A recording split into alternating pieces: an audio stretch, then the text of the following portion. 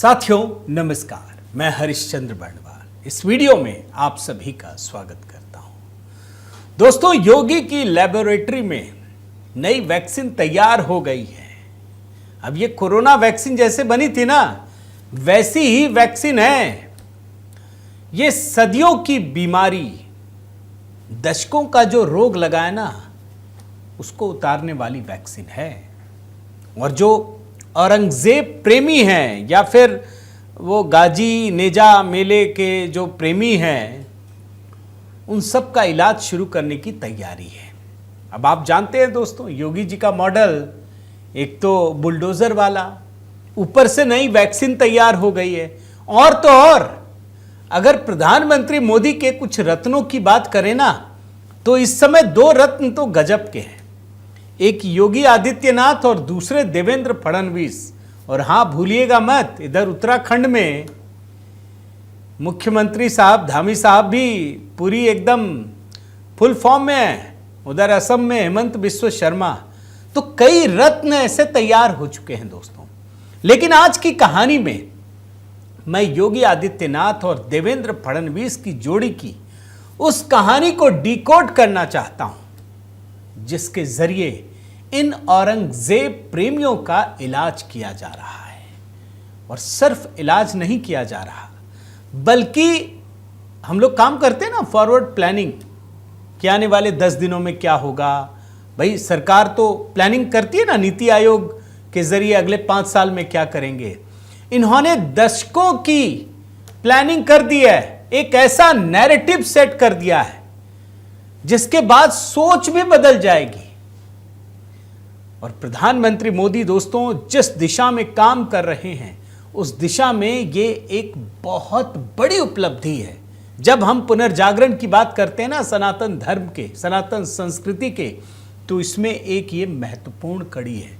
आज मैं आपको यही दिखाने जा रहा हूं कि आखिर योगी की लेबोरेटरी में कौन सी वैक्सीन तैयार हुई है, जिसकी बात मैं अभी आपको बताने वाला हूं। मैं आपसे निवेदन करता हूं दोस्तों कि आप भी कमेंट के साथ अपनी बात रखिए। और सबसे पहले आप सभी को जय सिया राम, हर हर महादेव इसी कमेंट के साथ शुरू कीजिएगा। मैं योगी आदित्यनाथ के जिस लेबोरेटरी में तैयार वैक्सीन की बात कर रहा हूं, वो दरअसल सोच बदलने की एक बहुत बड़ी कवायद है। और उसका असर कितना गहरा है, यह मैं आपको दिखाना चाहता हूं। अभी जब झगड़ा होता है ना, कहीं पे भी कोई विवाद पैदा होता है, भाई नागपुर में विवाद हुआ, हिंसा हुई, दंगाई सब कुछ करने लगे, तो क्या नैरेटिव बनाया गया? अरे भड़का दिया था। काहे भड़का दिया भाई? औरंगजेब का मामला था, हम औरंगजेब का समर्थन करते हैं। योगी जी ने उसी पर चोट किया है दोस्तों। अगर आप विदेशी आक्रांताओं का महिमा मंडन करेंगे तो यह देशद्रोह कहलाएगा। कितनी बड़ी चीज है, आप इस बात की कल्पना कीजिए।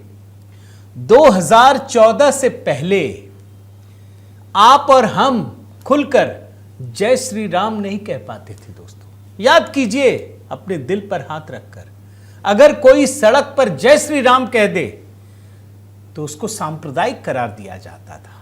यह कहा जाता था कि यह तो कम्युनल है, मतलब हम अपने भगवान का नाम तक नहीं ले सकते। और मैं तो आपको एक वाकया बताता हूं दोस्तों, मैं तो कई बड़े चैनलों में काम किया। एक मुस्लिम एंकर हमारे मित्र हैं, मेरे साथ चैनल में काम करते थे। बिल्कुल ज़्यादा पुरानी नहीं, 2014 से 2-3 साल पुरानी बात बता रहा हूं। न्यूज़ रूम में हम बैठे थे, मैं कहीं पूजा कर रहा था, तो वो जनाब फेसबुक में हमारी तस्वीर देख लेते हैं। तो उन्होंने अचानक से कहा कि अरे हरीश भाई, आप संघी कब से हो गए? मैंने कहा क्यों, ऐसा क्या हो गया भाई? मैंने देखा कोई संघ के कार्यक्रम में तो हाल फिलहाल में गया नहीं। तो बोला अरे आप धोती पहने हुए हैं। तो उसकी सोच क्या थी आप समझिए, कि अगर आपने धोती पहन ली तो आप संघी हो गए, और संघी होना उसकी नजर में गुनाह था। मैंने उससे कहा कि भैया संघी होना कोई गुनाह है क्या? वैसे धोती पहनना और संघी होना दोनों कोई मतलब साम्य नहीं है दोनों में, लेकिन संघी होना भी कोई गुनाह है क्या?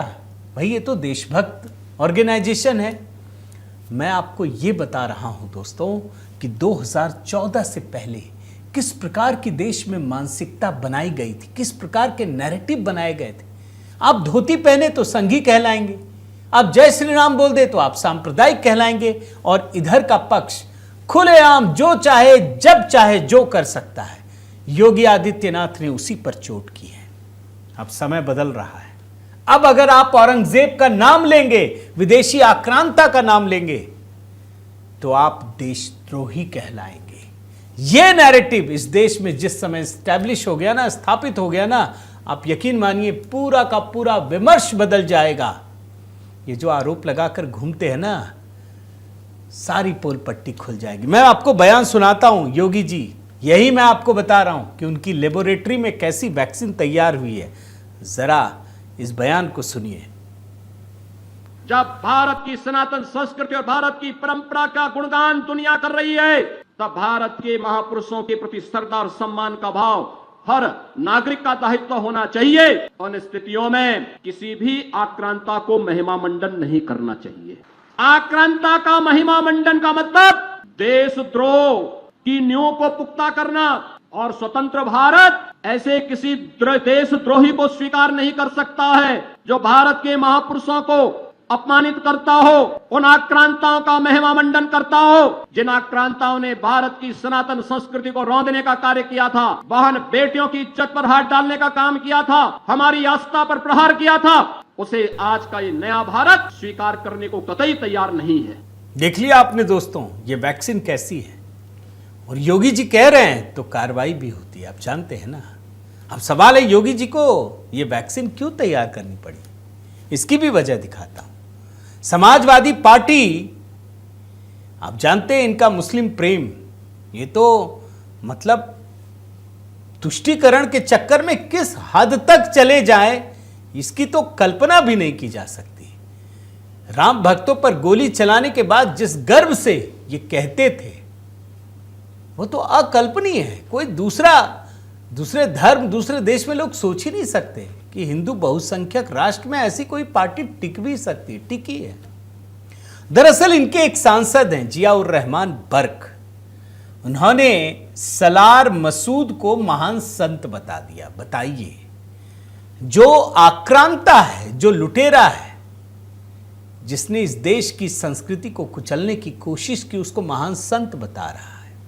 और वो कहने लगे जियाउर रहमान बर्क कि जो गाजी नेजा मेला है उसको जो रोका गया है ये अनैतिक है। ये कह रहे हैं कि ये मेला तो सैयद सलार मसूद की याद में जगह जगह लगते आ रहा है, सैकड़ों वर्षों से लगते आ रहा है।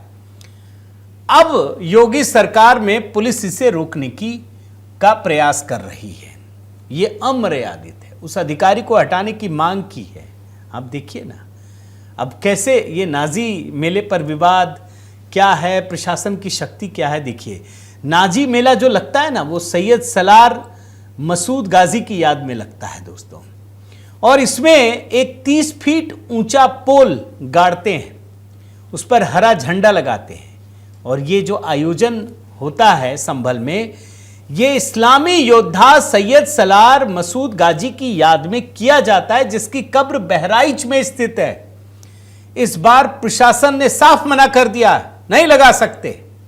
और संभल के एएसपी, मैंने बयान सुनाया था दोस्तों, श्रीश चंद्र है, उन्होंने कहा कि जिस आदमी ने भारत पर हमला किया, जो लुटेरा है, जिसने भारत की संस्कृति पर हमला किया, जिसने सोमनाथ मंदिर सहित कई हिंदू मंदिरों को लूटा, ऐसे महमूद गजनवी के भांजे, उसके नाम पर कोई मेला नहीं हो सकता है।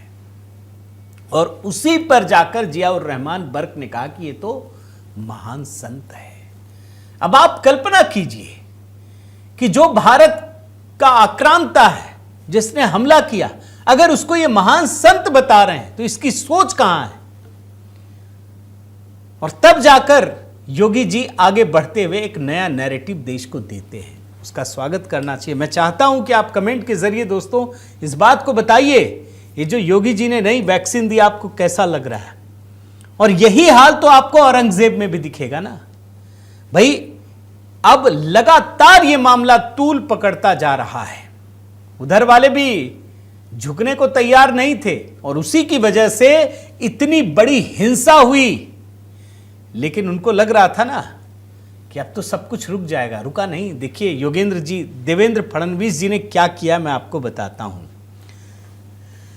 ASI यानी आर्कियोलॉजिकल सर्वे ऑफ इंडिया ने जो औरंगजेब की कब्र है उस पर बड़ी कार्रवाई की। उसको चारों तरफ से बड़े बड़े शेड लगा दिए गए, ढक दिया गया है। आपको मैं जरा तस्वीर दिखाता हूं, देखिए ये कब्र की बैरिकेडिंग हो गई है पूरी तरह से। लो, आप हंगामा कर रहे थे, दंगा फसाद कर रहे थे ना, तो सबकी धरपकड़ शुरू हो ही रही है। ये कब्र भी ढक दिया, आजा, कोई देख ही नहीं पाएगा। और तो और दोस्तों, कब्र के दो किनारों पर टीन की चादरें और तार की बाड़ लगा दी गई है। एक गोला घेरा भी बना दिया गया, गोल घेरा। और जिला प्रशासन ने बताया कि पास में ख्वाजा सैयद जैनुद्दीन चिश्ती की कब्र पर आने वालों को यह ढांचा दिख रहा था, इसलिए टीन की चादरें लगाई गई हैं। अब ये तो बड़ा गजब है ना, सुरक्षा अच्छी हो रही है, सुरक्षा बढ़ाई गई। अच्छा, वहां जो भी लोग आ रहे हैं सबके आधार कार्ड चेक कर रहे हैं, मोबाइल ले जाने पर पाबंदी है। और जिला कलेक्टर दिलीप स्वामी ने जो ये पूरा खुलताबाद शहर है ना, उसकी सीमा पर ड्रोन उड़ाने पर पाबंदी लगा दी गई है। इसे एक अस्थायी रेड जोन घोषित कर दिया है। हमें तो लग रहा है कहीं ये सब करके कुछ बड़ी तैयारी तो नहीं है, कुछ तो होगा भाई। जब दंगाई इतना कुछ कर रहे हैं तो शासन प्रशासन भी कर रहा होगा। टीन के शेड से ढक दिया गया, उसके ऊपर ड्रोन नहीं उड़ा सकते। अच्छा, आपको एक बात बताऊं, ऐसा नहीं है कि कब्र को मतलब उखाड़ने का पुराना इतिहास नहीं है। मैं भी आपको वो भी दिखाता हूं कि कब्र तो अकबर के कब्र को उखाड़ दिया गया था, मैं अभी आगे आपको वो दिखाता हूं। लेकिन वहां पर स्थानीय प्रशासन ने गजब की पाबंदियां लगाई हैं। और इतना ही नहीं दोस्तों, इस मामले में अब जब कार्रवाई शुरू हुई है ना, तो साइबर विभाग ने सोशल मीडिया प्लेटफॉर्म्स पर 140 से अधिक पोस्ट और वीडियो की पहचान की है। जो लोग भड़काते हैं ना इस दंगे को, एक एक फेसबुक, ट्विटर, इंस्टा सबको खंगाल रहे हैं, सबको अभी जेल भेजेंगे। और एक जब देख रहे थे तब आप देखिए इस हेडर को, अगली बार तुम्हारे घर से औरतों को। आप जानते हैं दोस्तों, इस मामले में ऐसे ऐसे भड़काऊ पोस्ट किए गए, ऐसे फर्जी अकाउंट्स मिले हैं जिसमें लोगों को भड़काया जा रहा है, धमकी दी जा रही है। ऐसे ऐसे शब्द मैं बोल नहीं सकता, मेरे सामने एक एक चीज लिखे हुए हैं, एक एक अकाउंट्स के, मैं पढ़ नहीं सकता दोस्तों। पुलिस सारी चीजों को खंगाल रही है। और तो और इसका बांग्लादेशी और पाकिस्तानी कनेक्शन भी मिल रहा है। जो मुख्य आरोपी फहीम खान की फेसबुक आईडी से कई बांग्लादेशी और पाकिस्तानी अकाउंट्स को फॉलो किया गया था, देखिए यह भी कनेक्शन जुड़ रहा है। इससे यह आशंका जताई जा रही है कि इस हिंसा के पीछे बाहरी संगठनों का भी हाथ हो सकता है। तो पूरी खुदाई चल रही है अभी, एक एक मामले की खुदाई। और जब मैं आपको यह दिखा रहा हूं ना ये सारी चीजें, तो एक ऐतिहासिक घटना बताता हूं। आगरा में जाटों ने अकबर की कब्र खोद दी थी। भाई, औरंगजेब की मौत के बाद उसके कब्र पर बुलडोजर चलाने की तमाम खबरें आ रही हैं, लोग मांग कर रहे हैं, विरोध कर रहे हैं, हर तरफ चीजें चल रही हैं। लेकिन आपको अकबर की कहानी बताता हूं।